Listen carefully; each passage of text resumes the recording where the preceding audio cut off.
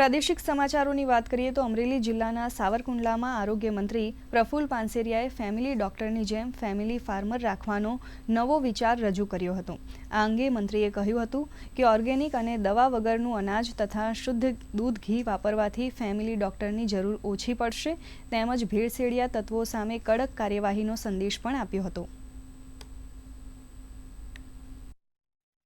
જૂના સાવર ગામ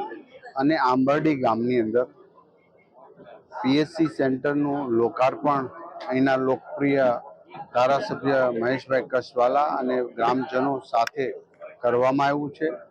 અને ખાસ કરીને ડિસ્ટ્રિક્ટ લેવલની હોસ્પિટલ સાવરકુંડલા સુપર સ્પેશિયાલિસ્ટ અને જે શહેરને